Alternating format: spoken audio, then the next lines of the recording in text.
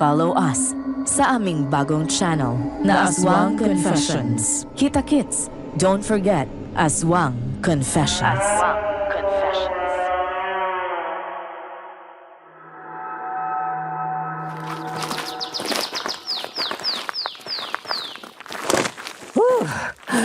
Pagod na ako. Malayo pa ba tayo? Paring Migo, bakit naman dito mo pa naisipang magbakasyon tayo? Ang layo-layo naman ito sa Kabiasnan. Maganda rito guys. Tahimik ko, presko ang hangin at malayo sa ingay ng syudad. Makakapagpahinga tayo at makakapag-concentrate tayo sa paggawa ng thesis natin. Pero, alam nyo, sabi ni Mama nakakatakot daw dito eh. Kaya nga nung una ayaw niya akong payagan na magpunta dito. Kung hindi lang kayo ang kasama ko, hindi niya talaga ako papayagan. Ha? Eh bakit naman? Sa dami-dami naman ng pwedeng puntahan, bakit dito pa talaga sa Siquijor? Alam niyo ba, sabi ni Mama, may mga kwento daw dito tungkol sa mga engkanto, mambabarang, mangkukulam, at mga aswang. Aswang? Engkanto? Mangkukulam? Pwede ba, Cheska? Di na usong mga ganun, uy. Kalokohan lang yun, Cheska. Ano ka ba? Ako talaga nagpapaniwala ka sa mga ganun. Eh yun nga yung sabi ni Mama eh. Creepy raw ang lugar na to at maraming hindi mapaliwanag na nangyayari. Kaya good luck na lang sa atin.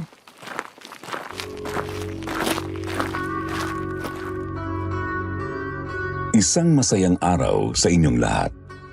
Ako po si Ken, hindi ko tunay na pangalan. Isa akong video editor sa isang advertising company sa Makati. Marami na akong napakinggan na mga kwento sa inyong channel tungkol sa mga nakakatakot na karanasan ng inyong mga sender. Kaya naman, nais ko ring ibahagi ang aming naging karanasan ng mga kaibigan ko noong nagbakasyon kami sa Siquijor. Doon namin naisipang magpunta bilang paghahanda para sa aming thesis noong nag-aaral pa kami sa college. Hindi ko nababanggitin ang eksaktong lugar sa Siquijor at ang totoong pangalan ng mga kaibigan ko at iba pang tao upang maprotektahan ang kanilang privacy. Bago ko simulan ng kwento, nais kong sabihin na hindi talaga ako naniniwala noon sa mga engkanto, maligno, mambabarang, mangkukulam at maging sa aswang. Ngunit pagkatapos ng mga nangyari sa amin sa Siquijor, tiyak na magpapatindig din ito ng inyong balahibo. Kaya halina't samahan niyo ako sa kwentong ito at tuklasin ang hiwagang bumabalot sa misteryosong isla ng Siquijor.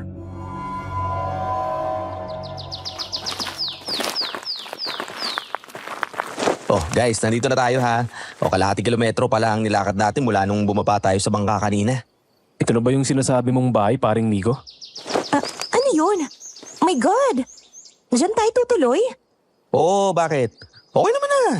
Hindi na natin kailangan magrenta. O, makakatipid pa tayo. Pero ang creepy ng bahay na yan. Parang nakakatakot sa loob oh. Mukhang haunted house. Alam mo, kanina pa. Siyempre, luma na yan kaya ganyan pero sa tingin ko, mukha namang maayos at makakapag-relax tayo dyan. Sure ba kayo na walang multo dyan? Tignan nyo oh. Mukha talagang bahay ng multo yan. Wala! Ano ka ba naman, Cheska? Yan ang nakukuha mo sa kakapanood ng mga horror-horror na yan. Yan, napaparaning ka na tuloy. O pagpasok natin ha, makikita mo, walang multo dyan. Oo nga, Cheska. Chill lang. Saka kung may multo man, baka friendly naman. Pwede pa nga nating maging kaibigan. Che, bahala kayo. Pero kapag may nangyari sa atin dyan, huwag niyo akong sisisihin na hindi ko kayo binalaan ha. O deal! Sige na, pasok na tayo sa loob ng haunted house. Para makita natin kung may multo nga talaga sa sinasabi mo.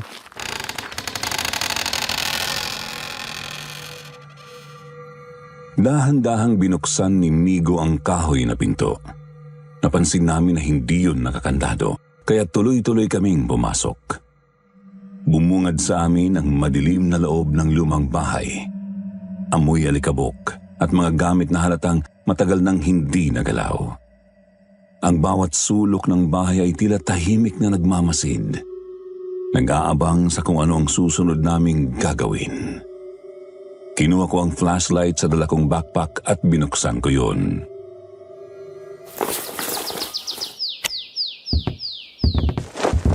Grabe, ang dumi pala rito pare. Mukhang magja-general cleaning pa tayo rito. Yeah, ang dirty naman dito. Kahit Kahit kailan talaga ang palpak ng plano mo, Migo. Patutuloyin mo kami sa maruming lugar na to? Ngayon pa lang, hindi na ako tatagal dito eh. Oh, relax lang guys. Konting linis lang naman ang kailangan natin ditong gawin eh. Oh, at isa pa, huwag ka na magreklamo, Cheska.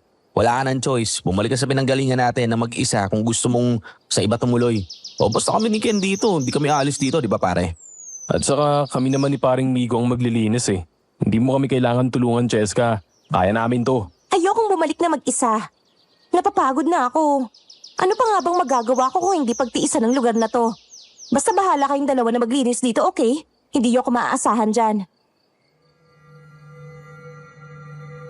Sisimulan na sana namin ni Migo ang paglilinis nang may marinig kaming kumakaluskos mula sa loob ng isang lumang aparador na nasa tabi ng mesa.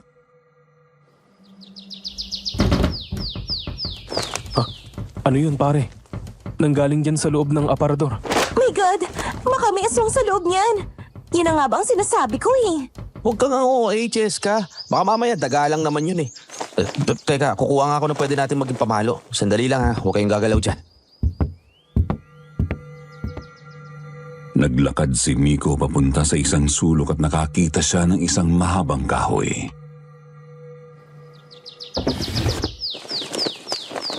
Ayos, ito na. Tara pare, tingnan natin kung anong gumagalaw dyan sa aparador. Maingat kaming lumapit sa aparador. Dinig na dinig namin ang kumakaluskos mula sa loob. Kahit pare-pareho kaming kinakabahan, mabilis na binuksan ni Migo ang aparador.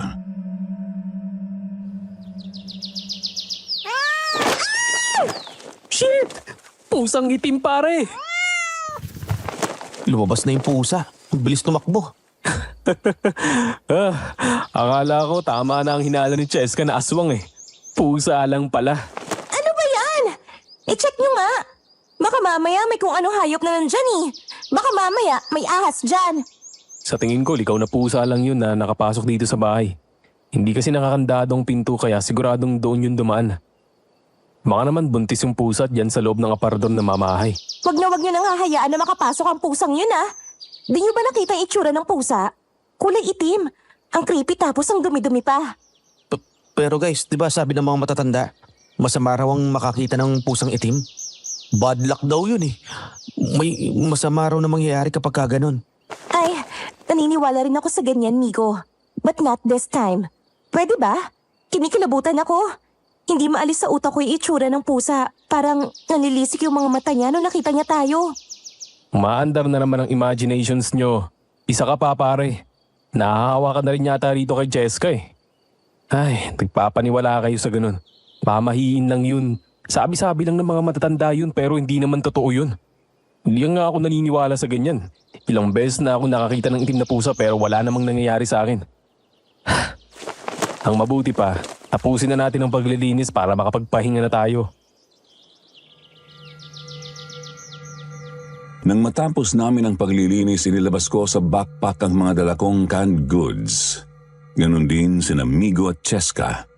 Inilabas din nila ang mga dala nilang pagkain para mapagsaluhan namin sa araw na yon. Naisip namin na bibili na lang kami sa bayan ng pagkain at iba pang pangangailangan sa mga susunod na araw.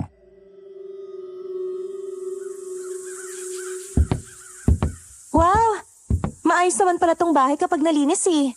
At saka, ngayon ko lang napansin na parang vacation house pala dito. Yun nga lang, sobrang luma na talaga. At parang panahon pa ng mga sinaunang tao ang nakatira dito eh. Napansin ko rin yan. Ayos lang pala itong bahay na tumigo. Kanino bang bahay to pare? Mukhang 100 taon nang hindi natitiran to ah. Hindi, pag-aari ito ng kapatid ng lolo ko.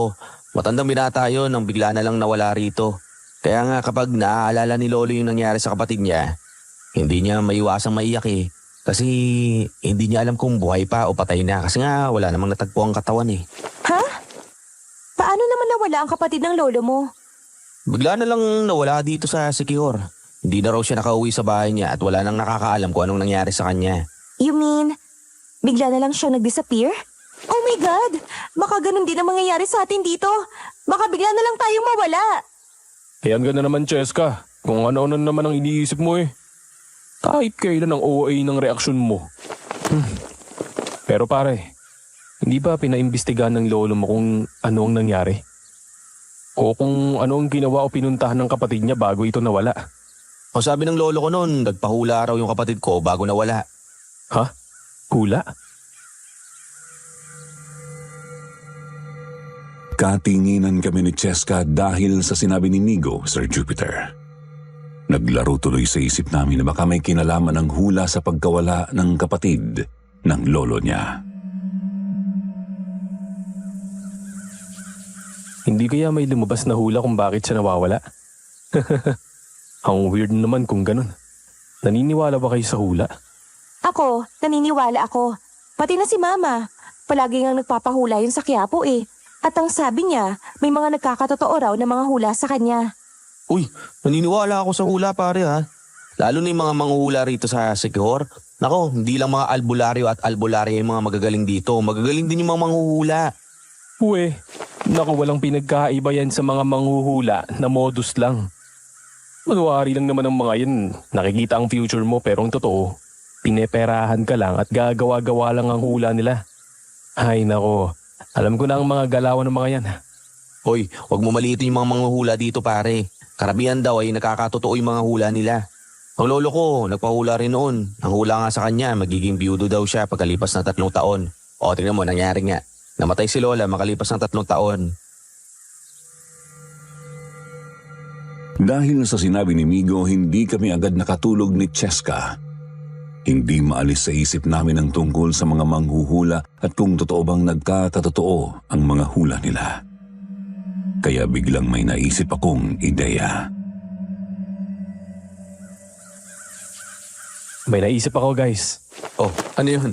Mukhang may bala ka na naman ah. Baka kalokohan na naman yan, Ken ah. Kinakabahan ako kapag may mga naiisip kang ganyan eh. Hindi ito kalokohan, exciting to. Gusto kong magpahula tayo sa manghuhula rito. What? Magpapahula tayo? Oo, gusto kong mapatunayan kung totoo ba talaga na nagkakatotoo ang mga hula ng mga nanghuhula rito. Uy, mukhang exciting nga yan. O sige, magpahula tayo. Itatanong natin sa manghula kung magiging uno nga ba talaga tayo sa thesis natin. Ay, mukhang interesting nga yan. Gusto ko yan. Itatanong natin sa mga hula kung magkaka-love life na ako. Itatanong din natin sa manghula kung magkakajowa na nga to si paring Ken eh. Hoy, ako na naman ang nakita mong loko ka. Okay, bukas na bukas din. Una agad sa itinerary natin ay magpapahula tayong 3. Oh, nice. Alright, sabay-sabay tayo magpapahula bukas ha. Malalaman natin kung ano yung magiging kapalaran natin. Ngayon pa lang na-excite na ako.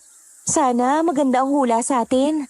Sana nga dahil kapag hindi nagkatotoo ang hula sa atin, iba-vlog ko yan at sasabihin ko na palpak ang mga manghuhula rito. Kasiraan na lang nila yun, di ba?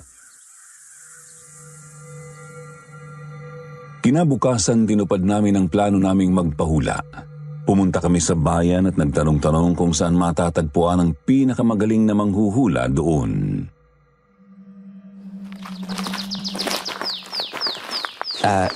Excuse me po. Pwede po bang magtanong? May nagsabi po kasi sa amin na dito daw matatagpuan yung pinakamagaling na manghuhula. Oo.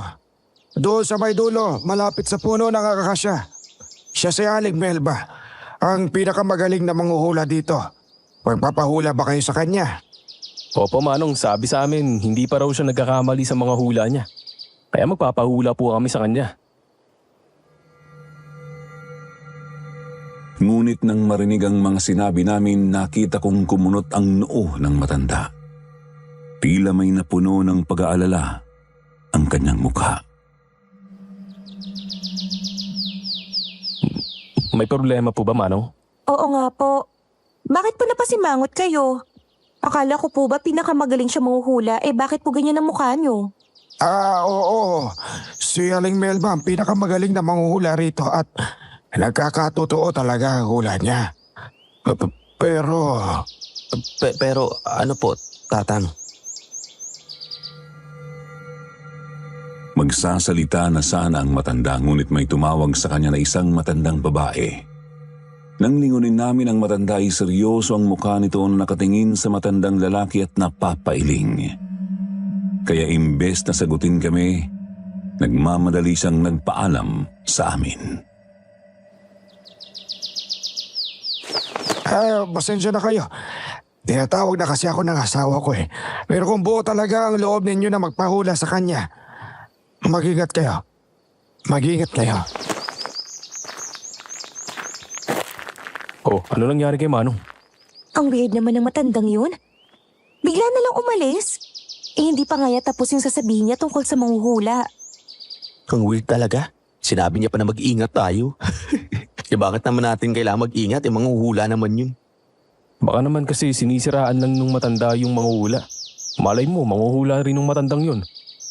Pero mas magaling yata sa kanya yung Aling Melba kaya gusto niyang siraan sa atin. Pero hindi niya natuloy kasi tinawag na siya nung asawa niya. Mukhang takusa pa si Manong ah.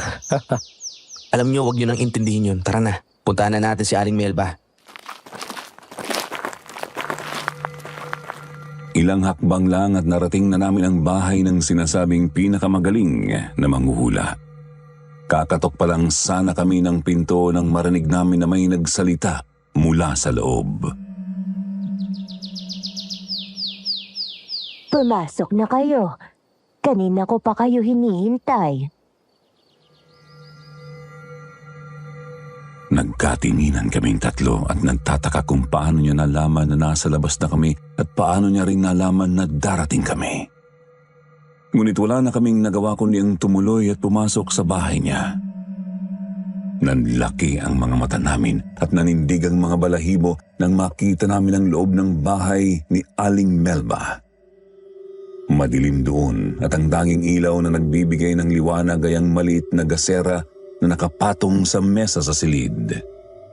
Nakita rin namin sa loob ang mga nakadisplay na replika ng mga hayop gaya ng baboy ramo, usa, aso at iba pa. Na sumailalim sa proseso ng taxidermy o pagpipreserba at pagpapakita ng balat ng hayop upang magmukha itong buhay. Ginagawa ito bilang dekorasyon o koleksyon ng mga may kaalaman sa ganong larangan. Huwag na nga lang kaya nating ituloy. Nakakatakot dito eh. Ang creepy. Shh! Huwag kang maingay. Baka marinig tayo ng manghuhula. Maya-maya biglang lumitaw sa harap namin ang isang matandang babae, si Aling Melba. Magandang araw sa inyo. Tama ba? Kayong tatlo ang magpapahula. Mas lalo kaming kinilabutan nang makita namin ang itsura ng manghuhula. Meron itong makakapal na kilay, maitim na balat at malalaking bilugang mga mata na parang luluwana. Literal na mukha itong bruha o mangkukulam.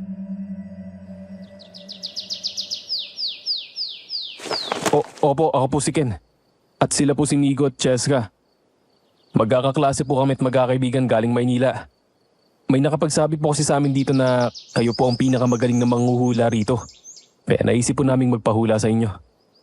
Kapag hinulaan ko kayo, hindi nyo matatakasan ang katotohanan.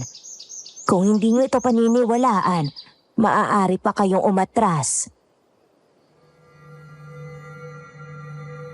Muli kaming nagkatinginan. Bigla kaming kinabahan sa sinabi ng manghuhula. Ngunit mas nangibabaw pa rin ang aming kuryosidad kung ano ang magiging hula niya sa amin. Hindi na po, Aling Melba. Nandito na kami kaya wala nang atrasan to. Simulan niyo na po ang panghuhula, Manang. Huwag niyo na kaming bitinin. Kung gayon, ay uumpisahan ko na. Tahimik naming tiningnan ang gagawin ng matandang manghuhula. Hindi namin inalis ang aming paningin sa kanya habang inihahanda niya ang mga gagamitin sa panghuhula. Akala namin baraha o bolang kristal ang gagamitin niya. Pero ang inilabas niya ay palaspas at mga dahon ng niyog.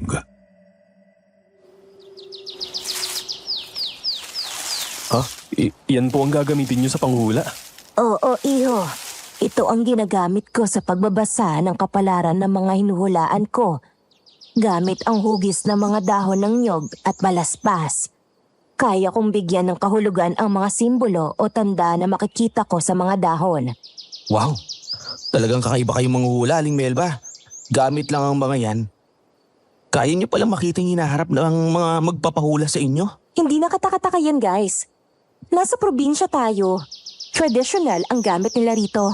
Nasanay kasi tayo na baraha o bolang kristal lang ang ginagamit sa panghuhula. Isa pa pala, mga iho at iha, isang hula lang ang sasabihin ko sa bawat isa sa inyo at hindi ako tatanggap ng iba pang tanong.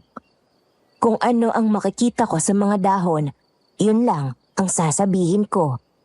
Ay teka, ang daya naman nun. So, meaning, hindi kami makakapagtanong ng gusto namin? Oo. Kung ano man ang makikita ko rito, yun lang ang sasabihin ko sa inyo. Yun ang patakaran ko sa panghuhula. Kung hindi kayo pabor, ay wag na nating ituloy to. Kung ganun ay... Sige po, ituloy niyo po. Ano? Sigurado ka, Ken? Kaya nga tayo magpapahula para malaman ang mga gusto nating malaman. Di ba? Pagkatapos sasabihin niya na yung makikita lang niya ang sasabihin niya. Makinig ka, Cheska. Hayaan mo na. At least malalaman natin kung ano naman yung makikita niya. Hindi na tayo lugi dun, kaya sige na. Aling Melba, payag na kami. Oo nga, ituloy niyo na po yung panghula sa amin. Gusto namin malaman kung ano man yung mga mababasa ninyo sa amin. Fine. Sana lang ay magustuhan namin ang mababasa mo, Manang. At sinimulan na nga ni Aling Melba ang panghuhula gamit ang tradisyonal na paraan na ginagawa niya. Ilang minuto lang, isa-isa niyang sinabi sa aming tatlo ang nabasa niya. Ikaw si Migo, di ba? Mapapahamak ka at ang magpapahamak sa'yo ay ang babaeng pinakamamahal mo. Ikaw naman, Cheska. Iha. Maaaksidente ka na magiging sanhi ng iyong kapansanan. At ikaw, Ken. Magkakaroon ka ng kakaibang karamdaman na magdadala sa'yo sa bingit ng kamatayan. Ano? Ilang minuto kaming hindi nakagalaw sa kinauupuan namin. Sandali kaming inalipin ng sindak at takot sa mga narinig naming hula galing kay Aling Melba. Unang nakabawi sa pagkatulala si Migo. Madali nitong napalitan ng takot ng galit at pagkainis sa manghuhula.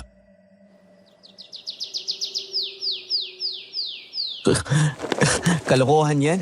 Hindi magkakatotoo ang hula mo sa akin. Mahal ako ng girlfriend ko at hindi niya ako magagawang ipahamak. Sandali lang pare.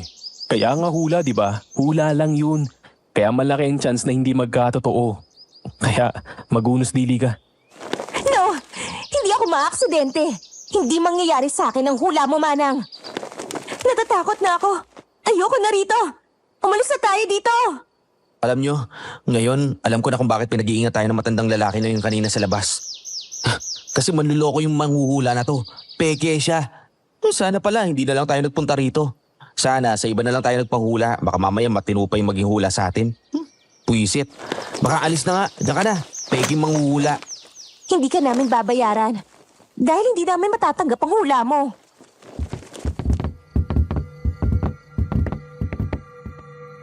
Sa labis na galit at hilakbot, nagmamadali kaming umalis sa bahay ng manghuhula. Nakita pa namin na hinabol na kami ng makahulugang tingin habang palabas kami ng bahay. Ni hindi niya kami siningil ng kahit ano. Nangilabot man kami sa mga sinabing hula ni Aling Melba na pagkasunduan naming tatlo na huwag itong seryosohin. Grabe guys. Halatang gusto lang tayong takutin ng manghuhulang yun eh. Kasalanan mo to pare. Ikaw mismo yung pasimuno nito. Ikaw yung may gustong magpahula tayo eh. Kaya nga, Ken eh. Sayang lang ang oras natin dun. Namasyal na lang sana tayo o naglibot-libot dito. Nasira lang ang araw natin sa bisit na matandang bruha na yun. Kaya ako nga naisip magpahula tayo para malaman natin kung totoo nga o hindi ang hula. Kung hindi natin ginawa yun hindi natin malalaman na hindi talaga totoo ang mga hula. Ngayon alam na natin na puro kasinungalingan lang yun. Lesson learned guys. Next time alam na natin na hindi dapat pag-aksaya ng panahon ng mga ganung bagay.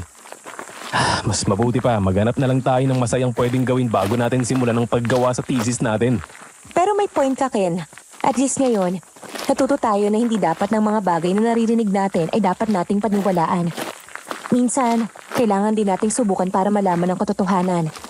Pero next time, siguro mas pipiliin na lang natin ang mga bagay na sigurado magdadala sa atin ng good vibes at hindi ng stress.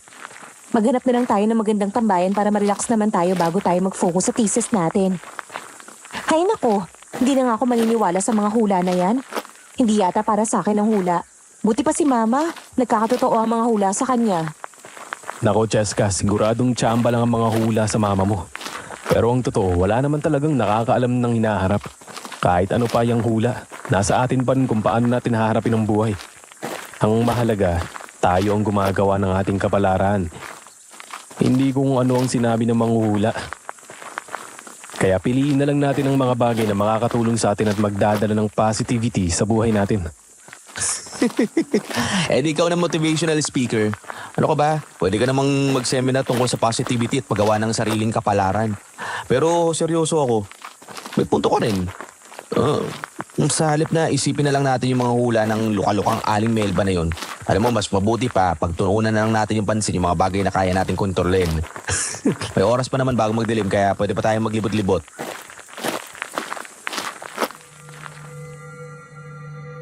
Kinalimutan namin ang mga hula ni Aling Melba at inubos ang oras sa mas masasayang bagay.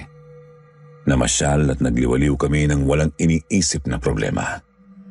Napagtanto namin na mas masaya kapag hindi kami nagpapadala sa takot o alalahanin sa mga bagay na walang kasiguraduhan. Hanggang sa matapos ang isang linggo ng pagbabakasyon namin sa Siquijor. Baka mamaya may nakalimutan kayo ha. Baka mamaya pag nasa bangka na tayo, sa kanyo sabihin na may naiiwan tayo. Wala na, lahat ng gamit ko nandito na. Hay, sa wakas, natapos din natin ang thesis natin, guys. Sana maging maganda ang feedback sa nalalapit na defense. Huwag kang mag-alala, kayang-kaya natin yan. Tayo pa ba? Siguradong uno ang makukuha nating grade niyan sa thesis. O siya, bilisan na natin. Baka tanghaliin pa tayo sa biyahe.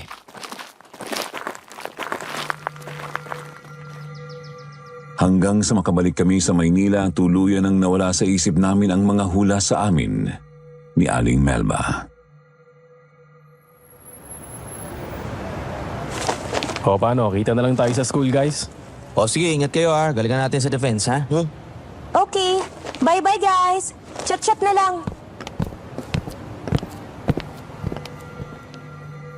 Mula nang manggaling kami sa Siquijor, wala namang masamang nangyari sa amin, Sir Jupiter. Sa kabaliktaran, sinuwerte pa kami. Naging matagumpay ang defense ng thesis namin at nakapasa kami ng walang anumang sagabal. Nakuha namin ang pinapangarap naming 1 na grado. Kaya tuwang-tuwa kaming magkakaibigan. Ipinagdiwang namin ang tagumpay na yon. Nakapagtapos din kami ng maayos at agad nakahanap ng trabaho. Ikinasal na rin si Migo sa girlfriend niya at ako ang naging best man habang si Cheska naman ang bridesmaid. Sa isip namin, walang kwenta ang hula sa amin ng pekeng manghuhula na yon. Alam nyo, hindi pa rin ako mapalagay. Kinakabahan pa rin ako eh. Bakit ka naman kakabahan, pare? Isang taon na yung lumipas. Bumabalik pa rin sa isip ko yung mga hula sa atin ni Aling Melba sa Siquijor. My God! Hindi ka pa rin ba nakaka-move on sa hula ng matandang bruha na yun, Migo? Hindi mangyayari yun dahil hindi naman talaga totoo ang mga hula niya sa atin. Gawa-gawa niya lang yun para kumita siya ng pera. Kung totoo yun, edi sana napahamak na tayo. Tama si Cheska, pare. Ang magagandang nangyayari sa atin ngayon at ang pananatili nating buhay ay patunay lang na hindi natupad ang hula. Alam ko pare, pero minsan hindi ko maiwasang mag-isip eh. Paano kung hindi pa tapos? Paano kung may mangyari pa? Alisin mo yan sa isip mo, wala tayong dapat ikabahala. Mag-focus na lang tayo sa mga plano natin sa inaharap. Mas mabuti pang pag-usapan natin yun. Yung plano nating magbakasyon sa Palawan kasama ang asawa mo kaysa sa mga bagay na hindi naman totoo. Buong-buo ang paniniwala ko noon na maayos na ang lahat, Sir Jupiter. Pero doon pala ako nagkamali. Dahil magsisimula pa lang ang lagim sa aming tatlo. Isang gabi habang mahimbing na natutulog si Migo at ang asawa niya, bigla raw siyang nagising sa kalagitnaan ng gabi. Ginising siya ng asawa niya, takot at namumutla. Oh, darling. Bakit? Anong problema? Ang sabi ng asawa niya, may naririnig daw silang nagbubukas ng pinto sa kwarto nila. Ang ipinagtataka pa nito, nakalak naman ito mula sa loob, kaya imposibleng may magbukas ng pinto mula sa labas. Ano? Paano naman nangyari yun? Ako baka nananaginip ka lang. Ha? Walang papasok dyan sa pinto dahil naka-double lock yan. Sige na, matulog ka na ulit. Akala ni Migo, isang beses lang mangyayari yun. Pero hindi. Ilang ulit na itong nangyari. Ginigising siya ng asawa niya sa kalagitnaan ng gabi. Sinasabing may naririnig daw itong nagbubukas ng pinto. Hindi lang yun, may naririnig din itong kaluskos sa labas at nakakatakot na pag-ungol ng kung ano. Kaya minsan naiinis na siya sa asawa niya. Naging paranoid na raw ito sa mga naririnig. Isang gabi, hindi na niya natiis ang asawa. Ano ka ba, Patrice? Gabi-gabi na lang ganyan ka. Ano ba yung kinakatakot mo? Wala naman ako naririnig eh. Baka mamaya nag-i-imagine ka lang ng kung ano-ano dyan. Kung ano-ano na lang naririnig mo. Napupuyat na ako sa iyo eh. Nakakabwisit ka na. Halos araw-araw na nabubuhay sa takot ang asawa ni Migo. Napapraning na ito.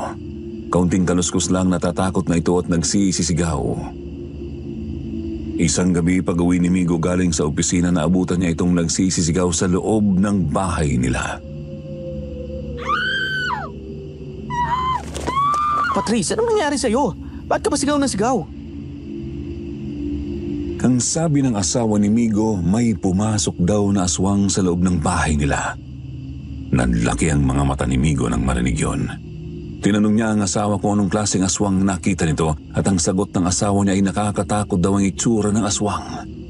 May matalim na pangil, mapupulang mata at parang may mga pakpak na humahampas sa hangin habang naglalakad ito papasok sa bahay nila. Naguluhan si Migo, hindi alam kung maniniwala o hindi sa kwento ng asawa. Ngunit may sinabi pa ang asawa niya na mas ikinagulantang ni Migo. Nakasuot daw ng office uniform ang aswang na pumasok sa bahay nila. Napagtanto ni Migo na siya ang tinutukoy ng asawa na aswang, kaya hindi pa rin tumitigil sa pagsigaw ang asawa nang dumating siya. Ano? Hindi ako aswang, darling. Ako to si Migo. Ako mister mo. Anong pinagsasabi mo dyan? Anong kalokohan to? Kahit na nagpakilala na siya sa asawa, hindi pa rin ito tumigil sa pagsigaw. Takot na takot pa rin ito sa kanya. Sa sobrang takot, binato nito sa kanya ang lahat ng madampot nito sa loob ng bahay. Tigilan mo na to, Patrice. Hindi ka na nakakatuwa. Walang aswang. Hindi ako aswang. Ako nga itong asawa mo si Migoy. Ano ka ba? Gumising ka na nga dyan sa kaibangan mo. Dahil ayaw pa ring paawat ng babae, wala nang ibang nagawa si Migo kundi ang daanin sa dahas ang asawa. Hinawakan niya ito ng mahigpit sa kanang braso at pagkatapos ay pinagsasampal ito sa pisngi para matauhan. Nang tumigil sa pag-iyak at pagbawala ang asawa niya, nagbalik ang katinoan nito at nakilala siya. Nilapitan siya ng asawa, hinaplos ang mukha niya at nang matanto na siya yun at hindi aswang, muling umiyak at yumakap sa kanya at humingi ito ng tawad. Okay na, darling. Sige na, stop crying na. Patawarin mo ako kung napagbuhatan kita ng kamay. Hindi mo kasi ako pinapakinggan kanina eh. Nagwawala at nagsisigaw ka. Sinasabi mo aswang ako. Saan mo ba nakuha yung idea na yan ah? Hindi ako aswang, tao ako. Paulit-ulit na humingi ng tawad ang asawa at ipinangako na hindi na mauulit ang mga nangyari. Mas hinigpitan pa ng babae ang pagkakayakap kay Migo at sinabi na natatakot pa rin ito at huwag niya itong iiwan. Baka daw bumalik ang aswang. Hinayaan na lang ni Migo ang asawa at pinakalma ito. Ano kaya nangyayari sa asawa ko? Bakit niya naman ako pinagkakamalang aswang? Hindi ko maintindihan kung bakit siya nagkakaganon. Mabuti pa siguro, ipakonsulta ko na lang siya sa espesyalista. Nag-aalala na ako sa mga kinikilos niya eh. Ngunit bago pa niya magawa yun, wala siyang kamalay-malay na nakatakda ng maganap ang hula ni Aling Melba para sa kanya. Pagpasok niya sa kwarto nilang mag-asawa, napansin niyang napakadilim doon. Oh, bakit padaling? Wala mong kuryente. Naisip niyang tapain ang switch ng ilaw, pero Nako po. Ay, walang kuryente. Ay, mag-ilaw ah. mabuti na lang at meron siyang dalang maliit na flashlight sa bulsa at yun ang ginamit niya para kahit papaano ay lumiwanag ang loob ng kwarto. Nang tuluyan na siyang pumasok at tinawag ang pangalan ng asawa, bigla niyang narinig ang malakas na pagsigaw nito. Gamit ang ilaw mula sa flashlight, hinanap ni Migo ang asawa at natagpuan niya ito na nakasiksik sa gilid ng kama. Takot na takot. Paulit-ulit nitong sinasabi na may nakapasok na aswang sa loob ng kwarto at siya raw ang tinutukoy nitong aswang. Patrice, ako to si Migo. Tigilan mo na ipagtawag sa akin ng aswang, hindi ako aswang. Don't worry. Bukas na bukas, ipapatingin na kita sa doktor para malaman natin kung ano ba talaga nangyayari sa'yo. Hindi kita pababayaan, darling. Tutulungan kita. Ngunit hindi sa pinakinggan ng asawa at sa halip mas lalo pa itong nagwala at naghisterikal. Halos takasan na ng katinuan ng asawa ni Migo sa labis na takot. Nagawa nitong damputin ang gunting sa ibabaw ng cabinet at walang habas siyang pinagsasaksak sa iba't ibang bahagi ng katawan. Paulit-ulit din itong sinasambit ang "Mamatay ka, aswang, mamatay ka." Darling, hindi ako aswang. Darling, hindi ako aswang. Huwag! Kahit duguan na, nagawa pa rin ni Migo na makalabas sa kwarto. Aktong bababa na siya sa hagdan ng madulas at nahulog siya sa hagdan. Saka lamang natauhan si Patrice nang makitang nahulog siya sa hagdan, nakahandusay sa sahig at walang malay. Huli na nang matuklasan niyang si Migo nga ang asawa at hindi isang aswang. Dahil sa nangyari, nagising ang mga kasambahay at tumawag sa mga otoridad. Isinugod si Migo sa ospital at mabuti na lang hindi malubha ang mga saksak niya sa katawan at ang pagkahulog sa hagdan, kung hindi, ikinamatay na niya. Dahil sa nangyaring insidente, dinala si Patrice sa isang mental institution upang masuri at magamot.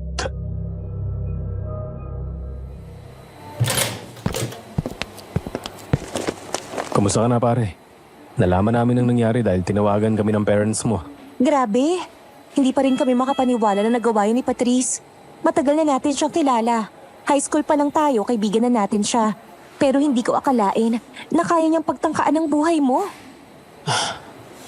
Hindi ko rin alam kung bakit nagkaganon si Patrice. Araw-araw, gabi-gabi. Palagi siya natatakot at sumisigaw. Sinasabi niya na may aswang sa bahay at ako raw yung aswang. Ano? Pinagbibintangan kanyang aswang ka? Oo. Kaya nga sinaksak niya ako sa sobrang takot niya sa akin. Hindi kaya ito yung hula na sinasabi ni Aling Melba. Mapapahamak ako at napahamak sa akin ay ang pinakamamahal kong babae. Diyos ko, nangyayari na. Ang pinakamamahal kong babae si Patrice. Ang may kagagawan kung bakit muntik na ako mamatay. Hindi yan totoo. Nagkataon lang yan, Migo. Hindi magaganap ang hula ng matandang yon. Anong hindi totoo, Cheska? Nangyayari na nga sa akin eh. At nangangamba ako. Kayo na ang susunod. No! No! No! Hindi mangyayari sa akin ang hula niya. Hindi! Hindi ako papayag! Pwede ba huminahon kayong dalawa? Tama si Cheska, amigo. Nagkataon lang ang nangyari sa'yo. Hindi magkakatotoo ang hula ng Aling Melba na yun. Hindi dapat tayo magpadaig sa takot. Think positive lang guys. At walang masamang mangyayari sa atin. Okay? Ang tapang kong magsalita noon sa kanila, Sir Jupiter. Akala ko ay nagkataon lang ang nangyari kay Migo. Pero hindi ko inasahan na ako na pala ang susunod na makakatanggap ng sumpa ng hula ni Aling Melba. Paggalis namin ni Cheska sa ospital, ihahatid ko sana siya sa pinapasukan niyang opisina sa Ortigas, pero habang nasa sasakyan,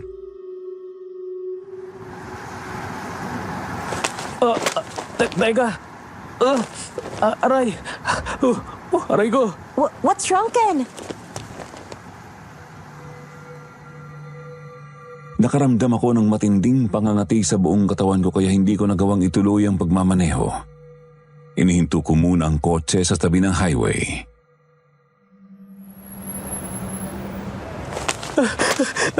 Ang kate! Ang kate! Hindi ko mapigilan ng kate! Baka may kung anong kumagat sa'yo. Wait, tingnan ko nga. Ano yan? Saan galing ang maliliit na butlig na yan sa balat mo? Nang tingnan ko ang balat ko, nanlaki ang mga mata ko nang makita ang maliliit at mapupulang butlig na bigla na lang tumubo roon.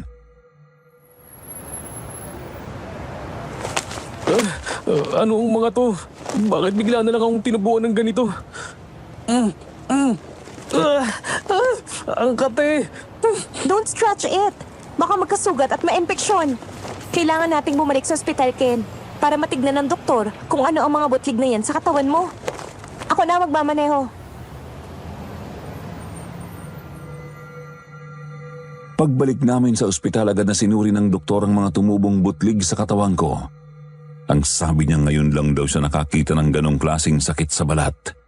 Hindi raw yun bulutong at hindi rin tigdas. Ha? Hindi niyo alam kung anong klaseng sakit ang tumubo sa balat ko, Dok? Di ba doktor kayo? Dapat alam niyo kung anong klaseng sakit to. Ano ba to? May gamot ba to? Sabihin niyo sa akin kung paano mawawala to. Ken, huwag kang ganyan magsalita kay Doc. Ano ka ba? Hindi madadaan yan sa init ng ulo. Ikaw kaya magkaroon ng ganito sa katawan mo. Hindi iinit ang ulo mo. Hindi ka mababahala kung saan nanggagaling ang lecheng sakit sa balat na to. Ang hula! Ken! Nagkatotoo ulit ang hula! Ang hula sa'yo ng matanda ay magkakaroon ka ng malubhang sakit. Di ba? Nangyari na ang hula sa'yo. Hindi. Nagkataon lang ito. Hindi totoo to, Cheska. Hindi ito malubha. Simpleng sakit lang ito sa balat. Pero, hindi ka ba nagtataka na magkasunod na nangyari yun sa inyo ni Migo? Siya, muntik nang mamatay sa kamay ng asawa niya. At ikaw naman, ay bigla na lang dinapuan ng kakaibang sakit sa balat. Hindi coincidence to, Ken. Kung nangyari sa inyo ang mga hula ng matanda, ako na ang susunod. Tumigil ka, Cheska. Hindi totoo ang hula ng matandang yon. Nagkataon lang to. Hindi malala ang sakit ko, okay? Pero Ken, mula nang hulaan tayo ni Aling Melba, palagi na akong kinakabahan. Hindi nawawala ang pangamba sa dibdib ko. Sa anumang oras o anumang araw ay pwede mangyari ang hula niya. Hindi ko lang sinasabi sa inyo ni Migo kasi ayaw ko magmukhang mahina o paranoid.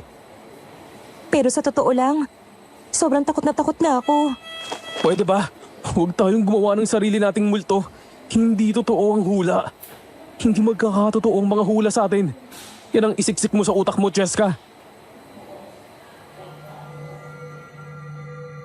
Ipinaalam namin ni Cheska kay Migo ang nangyari sa akin at pati siya ay sang-ayon kay Cheska. Ken, unti-unti nang nangyayari sa atin mga hula niya sa atin. Tapos na ako. Ikaw naman ngayon. Siguradong si Cheska na ang susunod. Hindi na talaga biro to. Totoo ang hula sa atin ng matanda. Oh Diyos ko, anong gagawin natin? Ayoko maaksidente.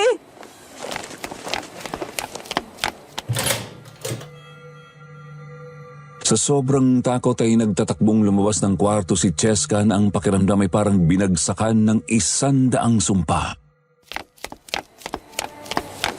Ayoko mangyari sa akin ang hula. Kung nangyari sa kanila, hindi pwede mangyari yun sa akin.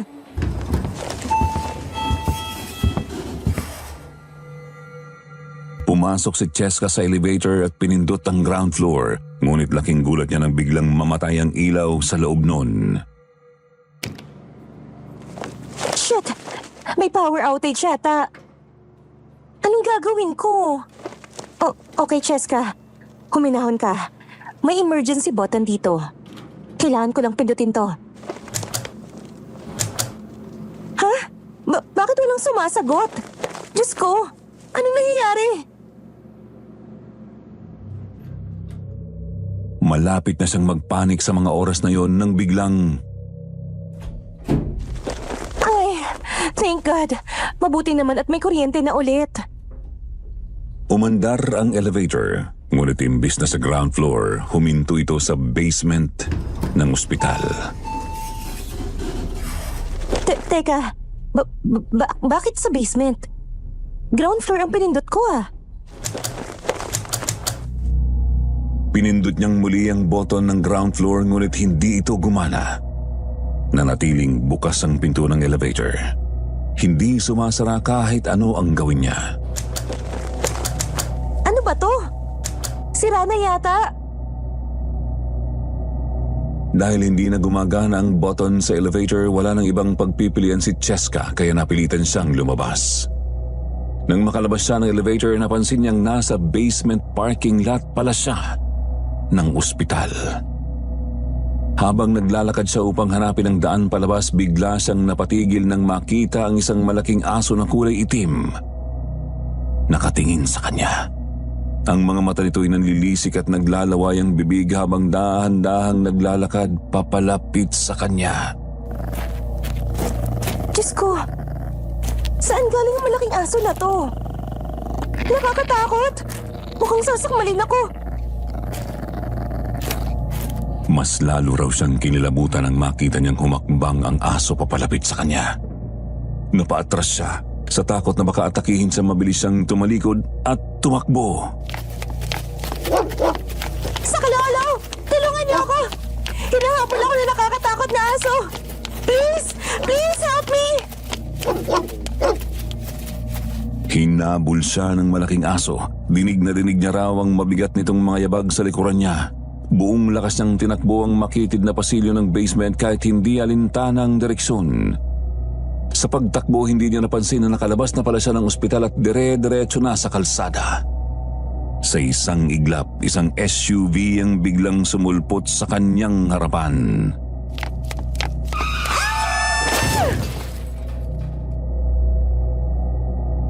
Mabilis ang pangyayari, Sir Jupiter.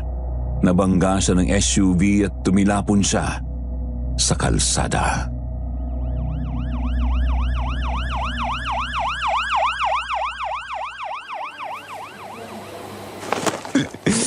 Kawawa naman si Cheska, pare.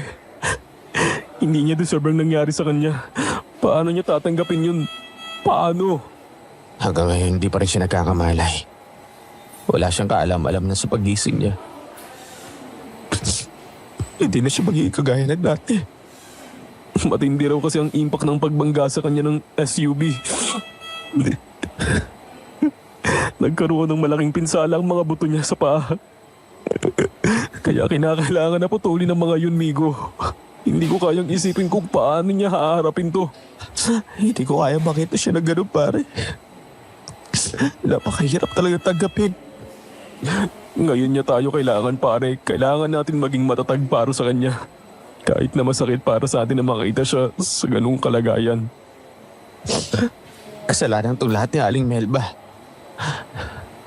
Naganap din ang hula niya kay Cheska na maaaksidente siya. At magkakaroon ng kapansanan dahil siya nabangga siya ng SUV. Pinutol ang paa niya.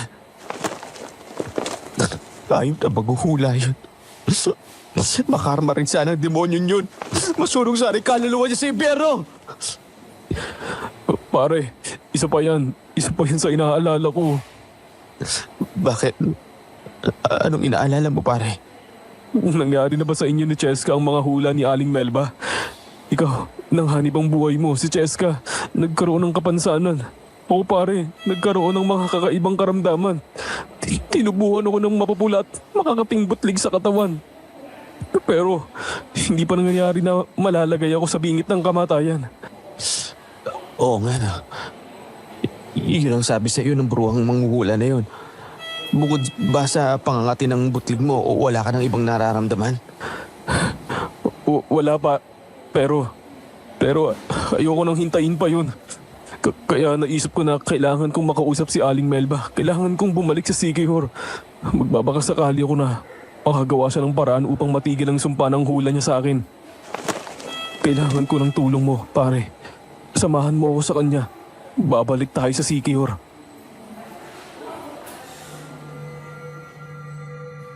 Nang bumuti ang kalagayan ni Migo at pinayagan na siya ng doktor na makalabas ng ospital ay naghanda na siya upang sumama sa akin pabalik sa Sikihor para harapin ng manghuhulang si Aling Melba. Ako naman sa kabila ng kakaibang sakit sa balat ay pinilit kong bumiyahe. Umaasa na hindi ganap na mangyari sa akin ang kabuuan ng hula ng kakaibang manghuhula. Bago kami umalis, dumalaw muna kami kay Cheska na nananatiling walang malay matapos ang aksidenteng nangyari sa kanya. Habang nakatingin kami sa payapang mukha ni Cheska, ramdam namin ni Migo ang bigat ng sitwasyon.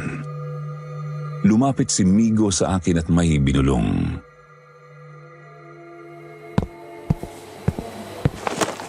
Pare, sigurado ka ba sa gagawin natin? Tutuloy ka ba talaga? Kailangan na hindi maging ganap ang hula sa akin, pare. Ayokong malagay sa bingit ng kamatayan. Bakit, pare? Nagdadalawang isip ka ba na sumama ka sa akin? Hindi naman, pare. Pero hindi ko maiwasan na kabahan. Alam mo yun, parang may mali eh. Pero hindi ko matukoy kung ano. Hindi ko alam kung anong mangyayari sa pagbalik natin doon. Pero bilang kaibigan mo, sige, susuportahan pa rin kita sa desisyon mo. Ayoko lang mapahama ka. Naiiya kasi ako sa'yo, pare, sa inyo ni Cheska. Kundi dahil sa kagustuhan kong magpahula tayo sa kanya, hindi mangyayari sa atin ang lahat ng to.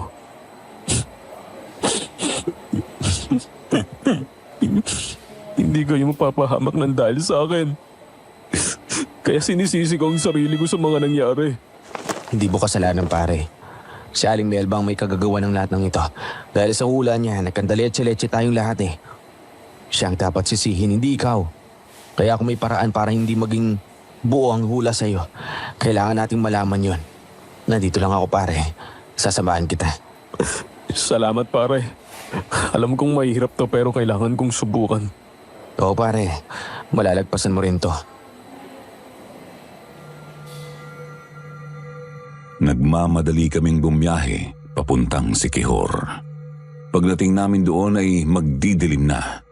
Habang naglalakad kami papunta sa bahay ng manghuhulang si Aling Melba, nakita ulit namin ang matandang lalaki na nakausap namin noon. Nakatitig siya sa amin ng seryoso. Animoy may gustong sabihin.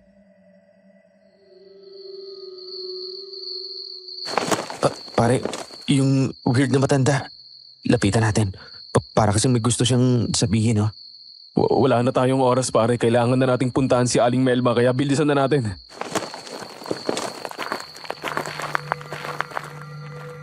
Bagamat nagtaka kami sa makahulugang mga titig ng matanda, ay nagpatuloy kami sa paglalakad papunta sa bahay ng manghuhula. Ilang minuto lang at sa wakas ay narating namin ang bahay niya. Sa labas pa lang ay narinig na namin ang malutong na boses ni Aling Melba. Kanina ko pa kayo hinihintay. Maaari na kayong pumasok. Alam niyo, pumunta tayo ngayon dito. Nahiwagaan talaga ako sa buong matanda na yan. Kaya nga, pare. May kakaiba talaga sa matandang yun eh. Kahit kinakabahan kami, nagpatuloy kami sa pagpasok sa bahay ni Aling Melba. Dahan-dahan naming binuksan ang pinto at agad naming nakita ang madilim na loob ng kanyang bahay. Nandoon pa rin ang kaunting liwanag na nagmumula sa gasera at ang mga hayop na taxidermy na nakapaligid sa loob ng bahay ay nagbibigay pa rin sa amin ng kilabot. Ngunit higit sa lahat, ang pinaka nakatawag ng aming pansin ay si Aling Melba. Nakaupo ito sa harapan namin at nakangising parang matagal na kaming inaabangan.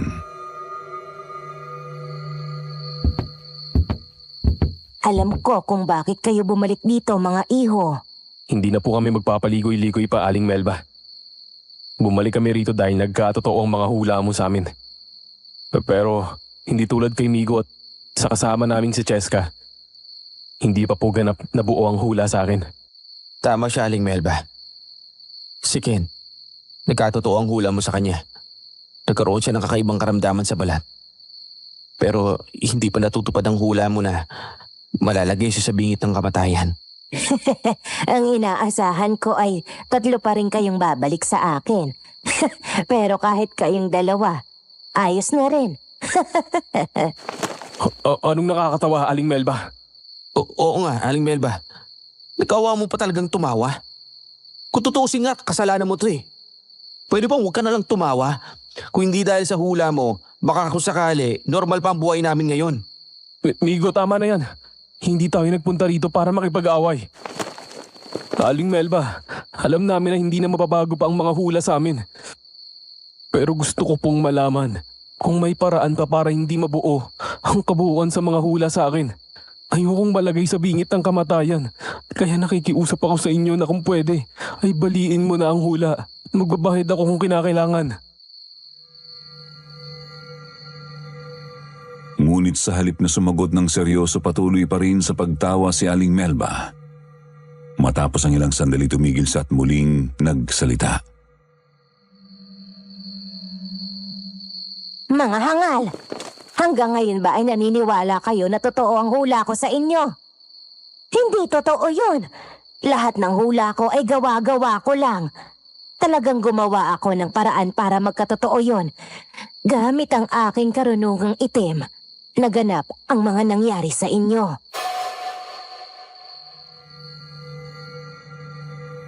Napanganga kami ni Migo sa sinabi ni Aling Melba.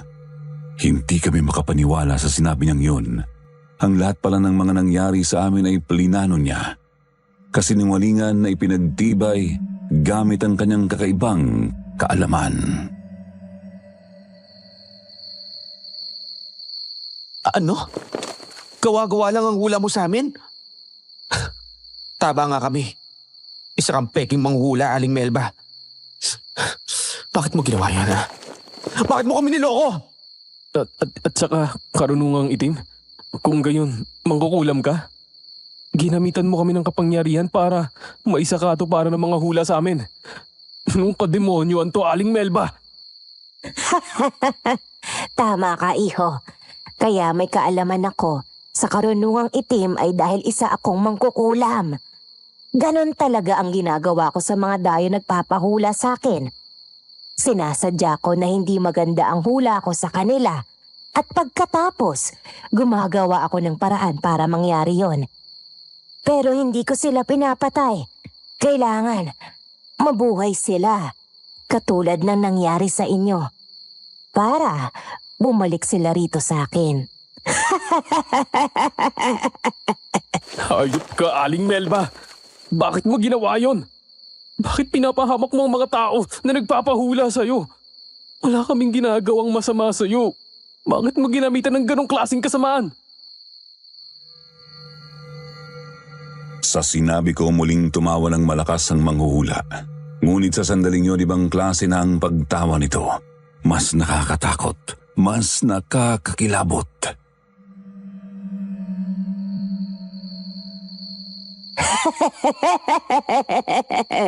Ginagawa ko yun para magkaroon ako ng pagkain. Anong ibig mo sabihin? Diyos ko! Huwag mo sabihin. Tama ang narinig niyong dalawa. Dahil sa ginagawa ko, nakakakuha ako ng pagkain.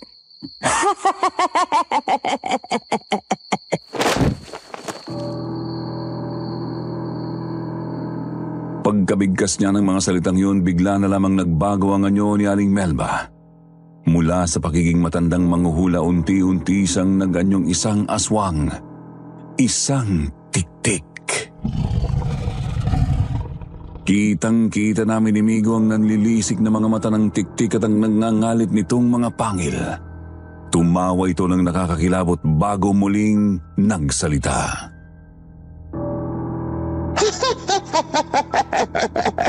Isa akong aswang na tiktik na nambibiktima ng mga dayo sa lugar na to. Sinasadya kong hulaan sila ng hindi maganda. Tapos, ginagamit ko ang karunungang itim ko para magkatotoo ang mga hula ko sa kanila. Hindi ko sila pinapatay agad. Kailangan maging mahina muna sila. Kapag mahina na sila, madali ko silang makakain.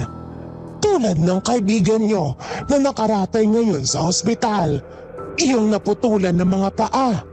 Dahil sa mahina niyang pangangatawan, madali ko siyang makakain. Ngayon nga, kahit nasa malayo siya, amoy na amoy ko ang mabango niyang dugo at mukhang masarap ang kanyang mga laman loob. Pero kung malakas pa ang biktima, tulad ng 2 oras, at nagawang makabalik dito, doon ko sila bibiktimahin. Hindi ako direktang nang bibiktima sa lugar na to upang hindi ako panghinalaan ng mga tao rito na isa akong aswang. Wala kang kasama, Aling Melba. Niloko mo kami at niloko mo rin ang mga inosenteng tao na naging biktima mo. Ngayon alam ko na. Kaya nawala. At hindi na nagpakita ang lolo ko noon ay dahil sa iyo siya napahula. Isa siya sa naging biktima mo. Pati ang asawa ko. Nadamay dahil sa kasamaan mo. Sa dami ng mga naging biktima ko, sanggol, bata, buntis, babae, lalaki, matatanda, lahat yun, hindi ko na matandaan. Basta lahat sila naging bahagi ng pag-aalis ng gutom ko. Totoo nga talaga na may aswang. At isa kang aswang, Aling Melba. Ginawa mo pa kaming pantaki sa tunay mong pagkatao. Ang pagiging peging manghuhula mo. Pinaglaruan at ginanumang mga buhay namin.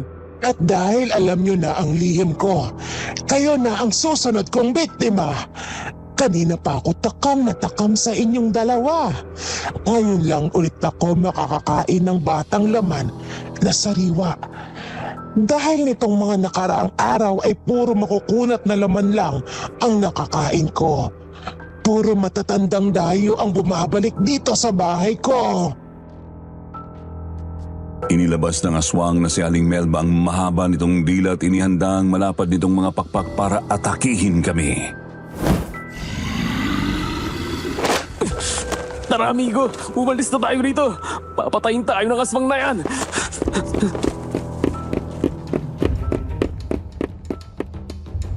Tumakbo kami palabas ng bahay ni Aling Melbang aswang. Ngunit hindi pa man kami nakakalayo ay agad niya kaming naabutan. Pare! Ang aswang! Napalingon ako at nakita kong hinila ng aswang ang binti ni Migo at kinagat iyon ng marahas. Amigo, pare! Mabilis na umagos ang dugo sa binti niya. Nakita ko pa na dinilaan yun ni Aling Melba na tila sarap na sarap sa dugo ni Migo. Hindi ko alam kung ano ang gagawin ko sa tagpong yun. Nasa panganib si Migo dahil kinubabawan na siya ng aswang na tiktik. Mabuti na lang at nakakita ako ng matulis na bato sa lupa. Nang akmang sasakmalin na ng aswang si Migo sa leeg, walang pag-aalinlangan kong inihagis ang bato sa mukha nito. Tumama ang bato sa mukha ng aswang dahilan upang lalo itong magalit. Dahil sa ginawa ko, ako naman ang inatake ng aswang. Mabilis nitong hinawakan ang leeg ko at naramdaman ko ang matutulis na mga kuko nito na bumakas sa aking balat. Ibinuka niya ang malaking bibig at lumabas ang matutulis nitong pangil at mahabang dila. Akmang sasakmalin niya na ako sa leeg nang biglang umatungal ang aswang.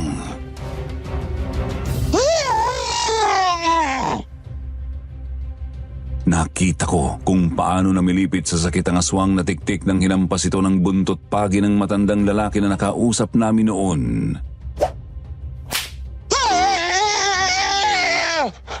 Pakailamero kang matanda ka!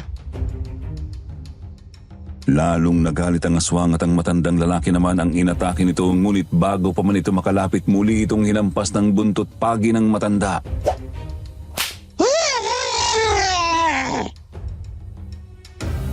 Sa sobrang sakit na pahandusay sa lupang tiktik.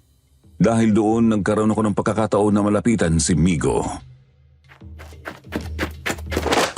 Migo, pare. Ano? Okay ka lang? May sugat ka sa binti. Ayos lang ako, pare. Malayo ito sa bituka. Akala ko kanina katapusan ko na. Salamat, niligtas mo ako. Papabayaan ba naman kita? Hindi, uy. Hindi ako papayag na maging apunan tayo ng tek-tek na yan. Pero pare, tignan mo. Mabuti na lang din. Tinulungan tayo ng weird na matanda na yun. Oo, sasakmalin na rin ako ng aswang kanina pero dumating siya at hinampas niya ng buntot pagi ang tek-tek. Sa tingin mo ba, alam nung matanda na aswang si Aling Melba? Baka yun. Yun yung gusto niya sabihin kanina. Nasa ganung tagpo kami nang magulat kami muli nang marinig ang nakakakilabot na pag-angil ng tiktik. Hindi mo ako madaling mapapatay, Lucas! Hindi ang isang tulad mo ang papatay sa akin! Mabilis na nakabawi ang aswang. Tumayo ito at muling aatakihin ang matanda ngunit mabilis na inalabas ng matanda ang bawang mula sa bulsa nito. Nang makalapit ang tiktik, isinubo ng matanda ang bawang sa bunganga nito.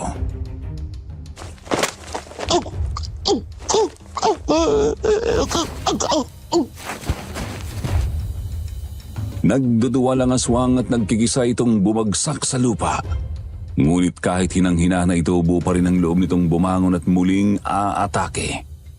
Ngunit hindi na nito nagawa iyon dahil muli itong hinampas ng buntot pagi ng matanda. Hindi tinigilan ng matanda ang paghampas ng buntot pagi sa aswang hanggang sa tuluyan na itong manghina at humandusay sa lupa. Ilang sandali lang, nawalan na ito ng buhay. Pagkatapos, nakita namin na unti-unting nagbabalik sa totoong itsura ni Aling Melba ang anyo ng tiktik. Di nagtagal, naging abo ang katawan nito at naglaho sa harapan namin.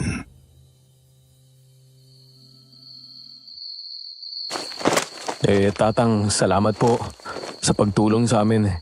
Kung hindi kayo dumating, hinapunan na kami ng tiktik na yon.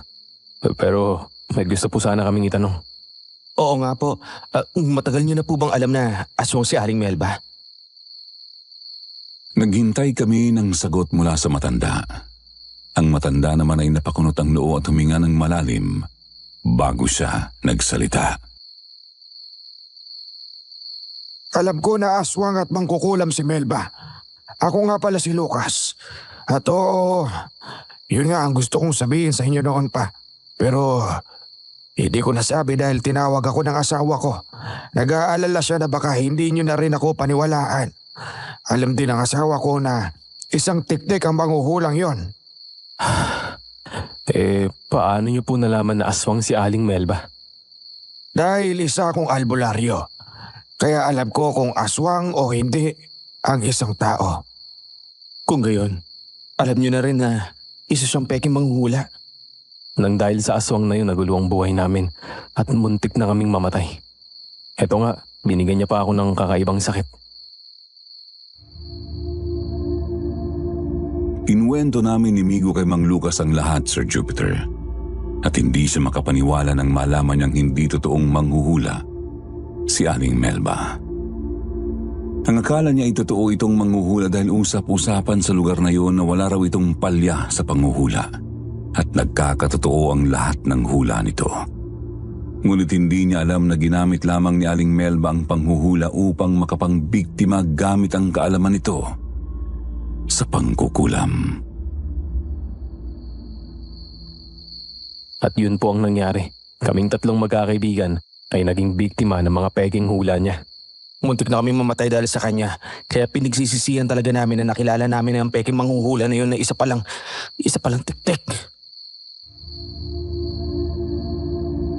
Sinabi ni Mang Lucas na susubukan niyang gamutin ang sakit ko sa balat. Dahil niligtas niya kami, pinagkatiwalaan ko siya na gamutin ako. At laking gulat nga namin ni Migo nang magsagawa siya ng orasyon dahil unti-unti ngang nawala ang mga butlig ko sa katawan.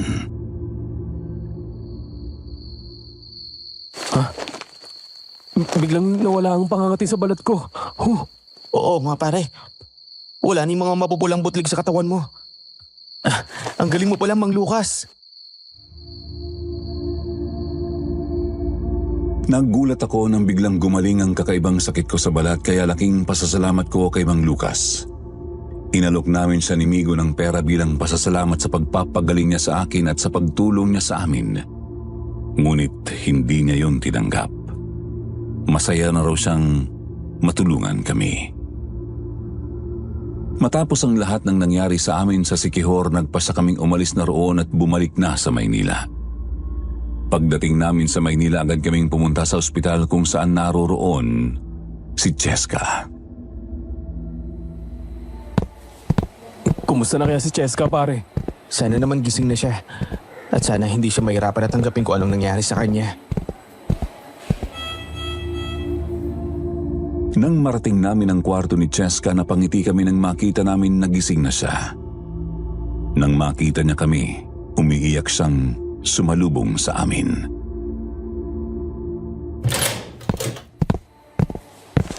Ken! Migo! Cheska! Cheska, mabuti naman at gising ka na. Kahit kailan, hindi na ako makakalakad. Dahil sa aksidente, natupad ang hula ni Aling Melba na magkaroon ako ng kapansanan. At ito na nga, wala na akong mga paa. Sa una, mahirap tanggapin. Pero naisip ko na may dahilan ng Diyos kung bakit ito nangyari sa akin. Kaya tinanggap ko na lang ang aking kapalaran. Cheska, tungkol dyan, may sasabihin kami ni Migo sa'yo. May dapat kang malaman. Ano yun? Sinabi namin kay Cheska ang lahat ng natuklasan namin ni Migo nang bumalik kami sa Siquijor.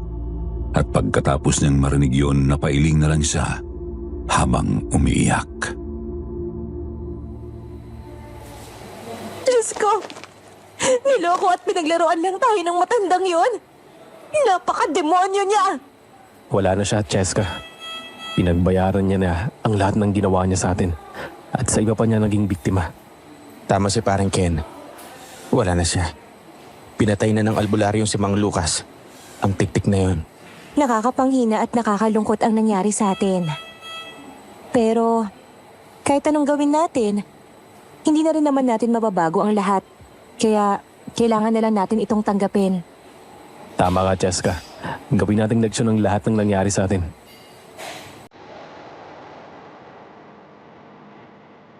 Pagdesisyonan naming tatlo na magpatuloy sa buhay at kalimutan na ang mga masalimuot na nangyari sa amin sa kamay ng pekeng manghuhula at aswang na si Aling Melba.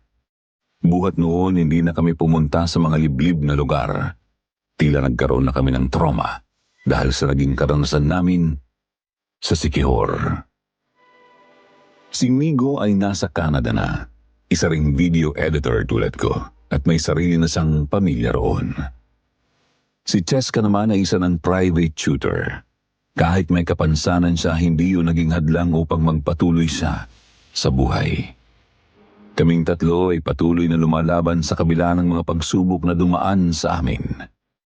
Ako, wala pa ring asawa. Wala pang nagkakamali. Pero masaya ako sa pagiging single ko. Habang sinusulat ko ito, Sir Jupiter, hindi ko alam kung maniniwala ang iba sa naging karanasan namin ng mga kaibigan ko. Pero totoo yun. Totoong totoo. Kahit 3 taon na ang lumipas mula nang mangyari yun sa amin, sariwa pa rin sa isip namin ang nakakakilabot na karanasan namin sa aswang na si Aling Melba. Dito ko na po tinatapos ang aking kwento. Sana mapili niyo ito at mailabas sa inyong channel. Maraming salamat sa inyong pakikinig.